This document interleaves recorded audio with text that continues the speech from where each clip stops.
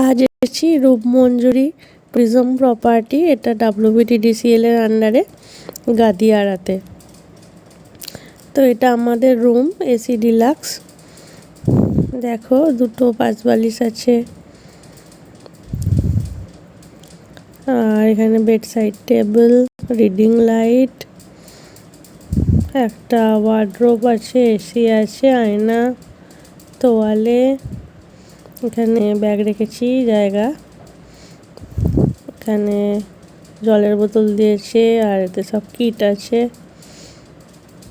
TV আছে।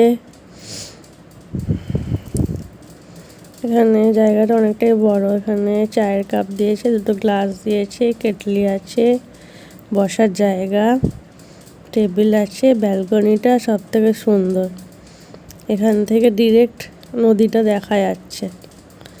দেখো ব্যালকনিতে বসেই সময় কেটে যাবে। তো রুমটা চার্জ নিয়েছে 2600 টাকা করে প্লাস GST। তো আগেই অনলাইনে পেমেন্ট করে দিতে হয় 2600 টাকাটা, আর GSTটা হোটেলে দিতে হবে। এটা দেখো টয়লেটটা ভালোই পরিষ্কার পরিচ্ছন্ন, স্নানের আলাদা জায়গা আছে, এই যে কাঁচ দিয়ে ঘেরা, এখানে জামা কাপড় রাখা। এটা প্রপার্টির ভিতরের অংশ, অনেকটা বড় জায়গাটা, আর খুবই নিলিবিলি।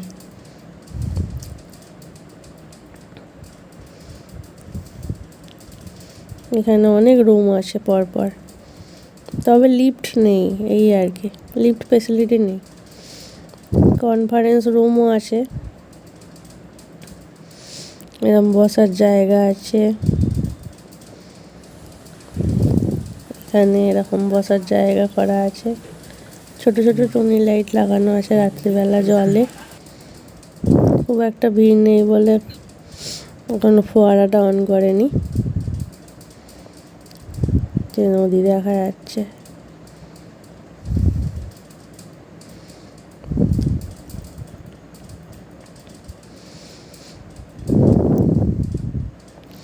এটা বারান্দা আমাদের রুমে যাওয়ার, এটা হচ্ছে ডাইনিং এরিয়া।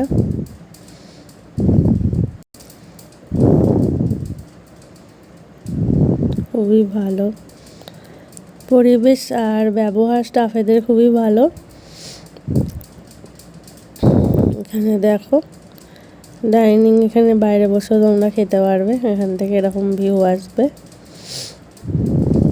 ঘেরা আছে জায়গাটা।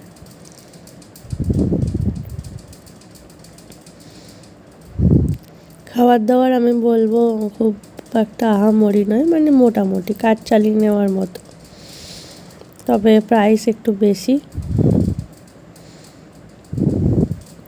নদীর ধারে চলে এসেছি বিকেলবেলা, এখানে ছোট ছোট বসার জায়গা করা আছে, লোকেরা বসেও আছে, খুব সুন্দর হাওয়া দিচ্ছে। কলকাতা থেকে বেশি দূরে নয়, তো একদিনের জন্য তোমরা আসতেই পারো।